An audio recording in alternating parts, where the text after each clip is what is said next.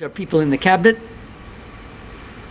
Professor Kindiki, Prime Cabinet Secretary Mudavadi, Education CS Machogu, Roads and Transport Murkomen, and then Health Nakumincha. And at the bottom, we have CS Wahome, in Water and Sanitation, Jeru, National Treasury, Professor Ndungu, Gender, Jumwa, and Energy, Chir. Now, I've seen at least 2 names here, maybe more, 3. There were some recent cabinet changes.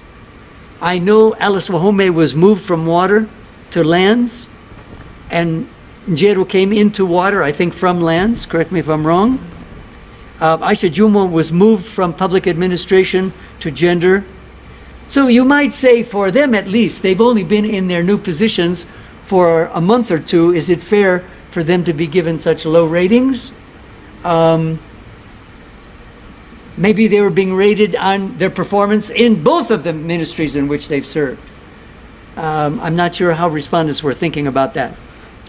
And also, just for the highest and lowest rated, I am not in a position to say, Tifa is not in a position to say, when we have these national power blackouts, is that really in any way the fault or the mistake of Bwana Chirchir? There are a lot of people below him who are dealing with power. So I don't know where the blame lies. But, you know, the responsibility starts with the person the president appoints to sit on top of that ministry.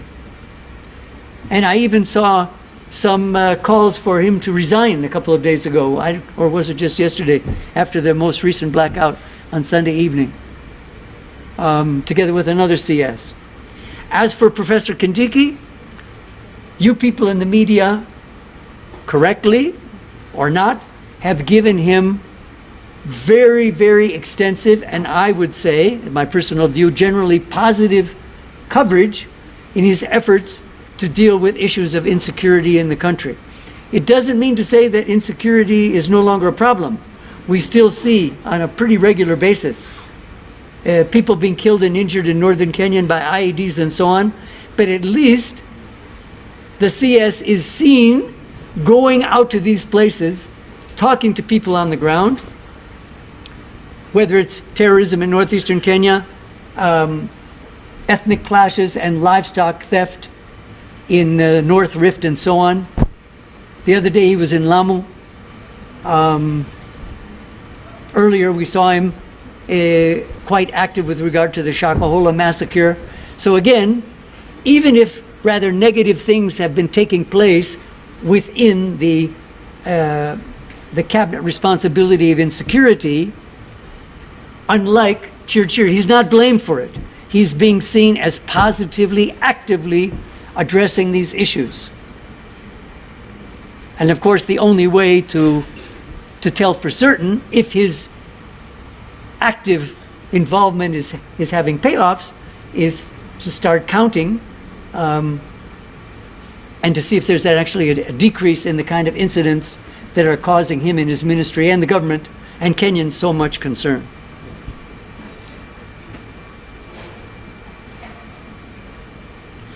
Also, I should say, and it's marked on the left, that in coming up with these overall ratings, Tifa used 6 variables that they were asked about. Awareness of them, that is, are they known? Trust, how much trust Kenyans have, how visible they are, how much commitment they seem to show to their responsibilities, whether issues have been resolved, and how transparent, how open is the information about their activities that allows Kenyans to know what they're doing and making a judgment about. So people were asked for each of these CSs how they score them in those 6 areas. It wasn't just a blanket kubahatisha. And then outside the survey itself, Tifa did a data search looking at the number of visits that CSs have paid to particular parts of the country as part of their work, and also travel, which we'll come to in a minute. This chart simply compares the number of reported visits in mainstream and social media in each of the zones that we use for disaggregating our data, the 9 zones, compared to the population of that zone.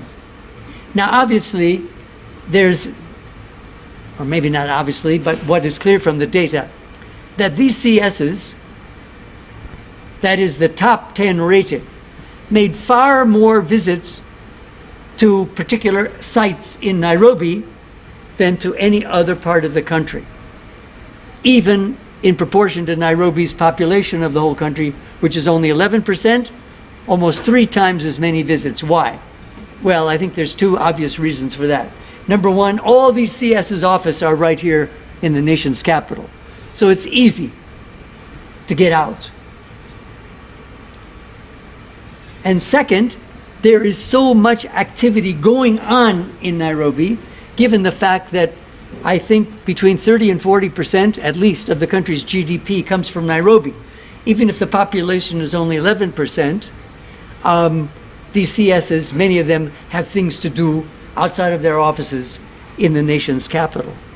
So to say that there is a lack of balance between the number of visits and the number of people who are living in an area, I wouldn't take that as a criticism.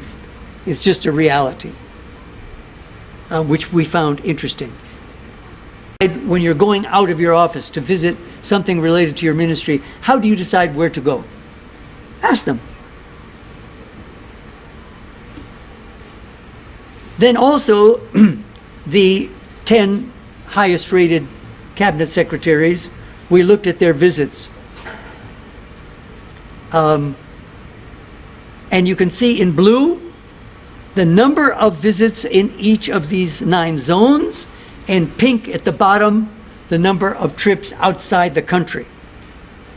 And to start with the second first, why is it you see 0 for the CS in Interior Kindiki and 0 for the Cabinet CS Machogu?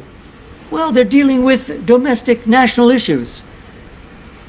I don't know for a fact that CS Kindiki has not gone abroad for a meeting related to global terrorism or something, but this is just based on media reports. So again, the foreign travel may relate very directly to the responsibilities in that ministry. And this is so even if the president has announced that there will be, or have already been instituted, major cutbacks in foreign travel to save money, to try to reduce government expenditure.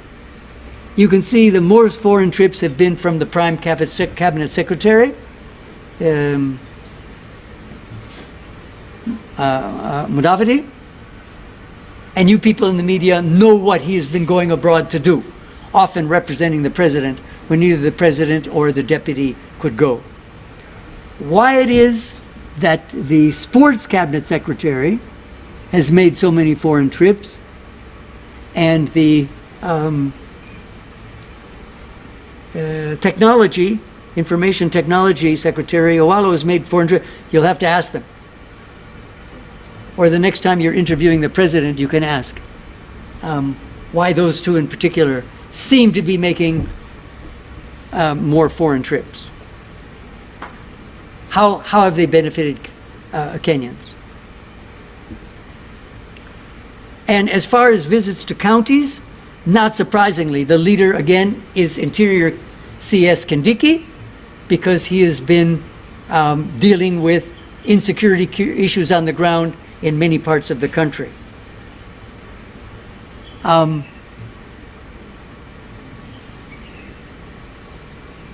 Almost double the number of visits at the local level than any other CS, which I think is understandable and I would say positive.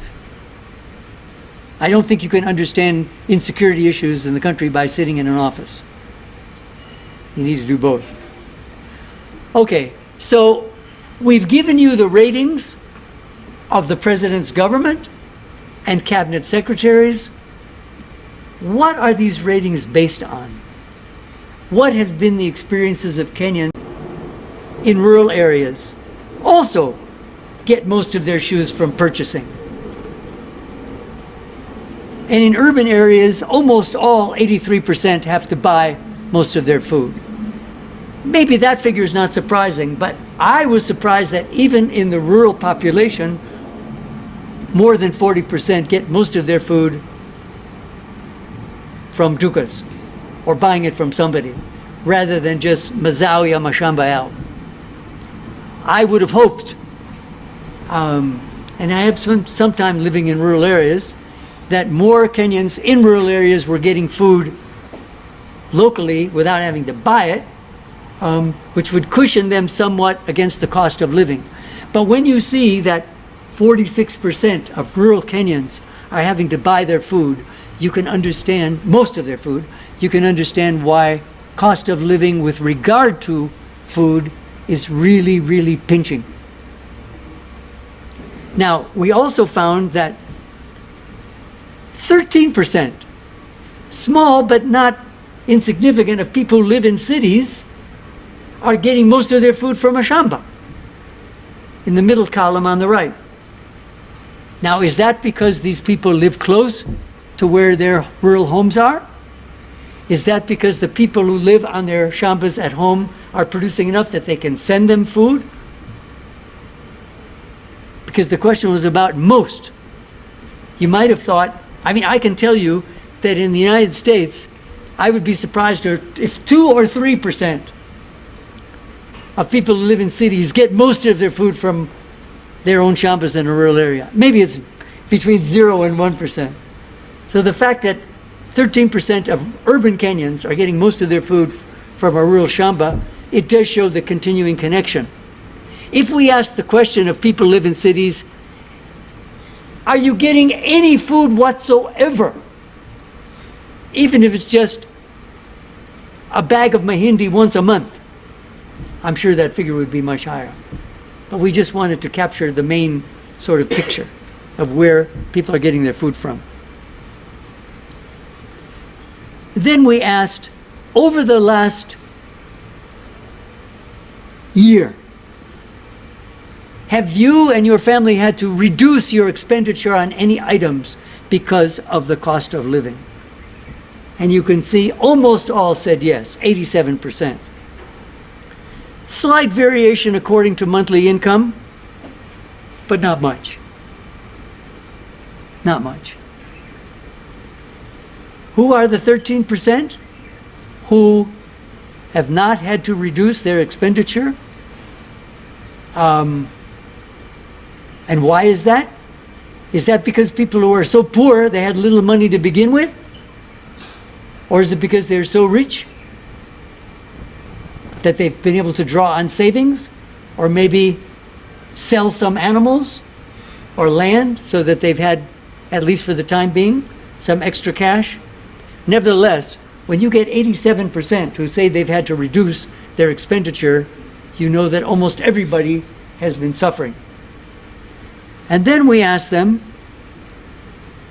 what are the two main things of those 87% who've had to reduce expenditure that you've actually reduced your expenditure on? And a clear majority, 84%, said food. Again, you can see people who are a bit better off, earning more than 20,000 shillings a month. The figure 79% is a little bit lower for the people in the other two categories. Now, I don't know how much money you people earn every month. I certainly hope it's more than 20,000. Shillings. You might ask, why didn't we? And the answer to that is, even in a sample of 3,000, we get so few people who are earning that much money that statistically the data wouldn't have legs to stand on. You need at least 100 or 150 people in a category to present results. I would suggest to Maggie in future, we do some targeted sampling of people who are rich so we can compare them even if they weren't collected in a random sample. We'll start with Peter King's because he's a multimillionaire. And you can see down the line what are the other main categories that people have been reducing their expenditure on, keeping in mind people could mention two things. That's why those figures add up to more than 100. Now, if the vast majority of Kenyans are spending less, and of those the vast majority are spending less on food, it wasn't surprising for me to read in yesterday's Nation this story, urban hunger rises as economy bites. And there's some very painful examples, not just of this mother, this woman, but other people in the story, of how people, many cases, they used to have 2 meals a day, they're having now only one. So this is the reality that these figures are reflecting. How that's going to impact on their health, even on mortality, goodness knows. But we can see the situation is extremely difficult.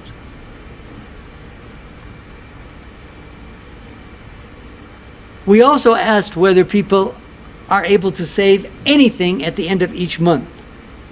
Fewer than half say that they can save at least something, but people who are better off on the far right, well over half can, whereas the poor people, it's only about 1/3 who can save anything. And then this question that I began with in the introductory remarks: how would you compare the economic situation, your own and that of your family, if you're in a family, compared to a year ago?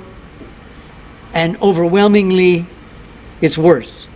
Only 7% say better. Those who support the government, one of its political parties in Kenya, Kwanza, 11% say they're better off, whereas those who support the opposition parties, only 3%. So almost 4 times as many government supporters say they're better off. Is that really because they come from parts of the country where people are doing better, or they're better placed in the job market? Or is that just because people who are supporting the government are a bit shy to tell Tifa they're actually worse off or the same? But nevertheless, as we see, even government Kenya Kwanza supporters, 3/4, 77% say they're worse off. 91% who support Azimio say they're worse off. So again, sorry to repeat, when the president said yesterday, we are now on the right track because we've put the measures in place which is going to uplift Kenyans, not just those who are benefiting from the Hustler Fund in his bottom-up approach, but everyone in the economy. Haya, tukutane mwaka ujao, mwezi huu, alafu tupime. Let's see. And I think all of us would hope that the economy is now on the right track, so that these figures will look different a year from now, if not 6 months from now. Across the 9 zones that we use, people who say that they're worse off, highest in Lower Eastern and in Nairobi, and Central Rift and South Rift lower. Again, is that because people are suffering a little bit less in the rift zones, or because their political orientation is pro-government, so they're a little less willing to tell us? I leave that one to you.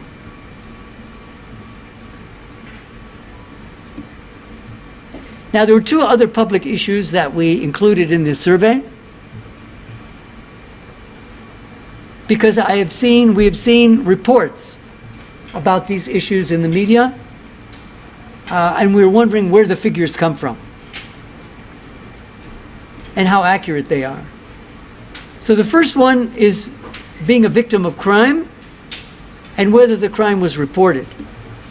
And here you can see that in the last 3 months, 18% of Kenyans say that they've been a victim of crime. Highest in Nairobi and Western, lowest in Lower Eastern and Central Rift.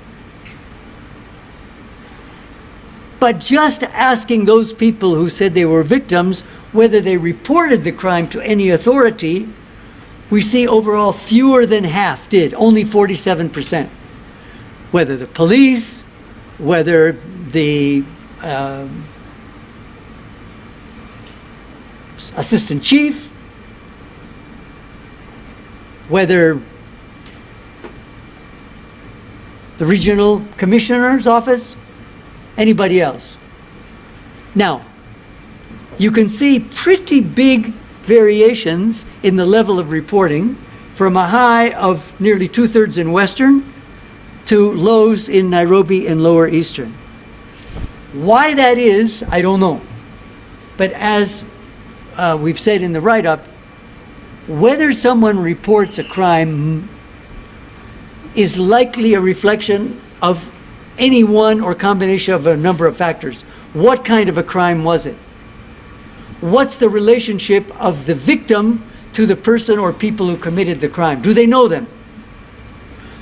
Whether whatever happened to them was already taken care of.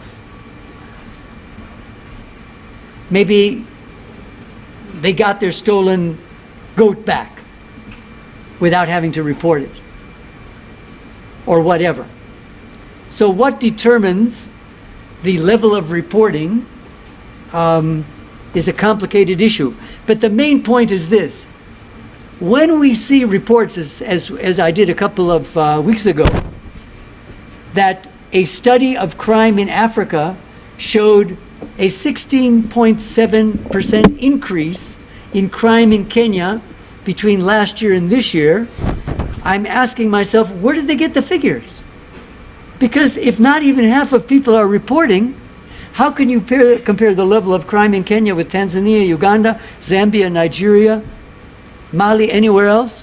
South Africa? UDA, still the most popular party overall at 31%. And its highest popularity, to no surprise, is in Central and South Rift and around Mount Kenya. That's where they got their most votes. But interestingly, even in those three areas of its strongest support, it doesn't reach 50%. It's not half now. Why is that?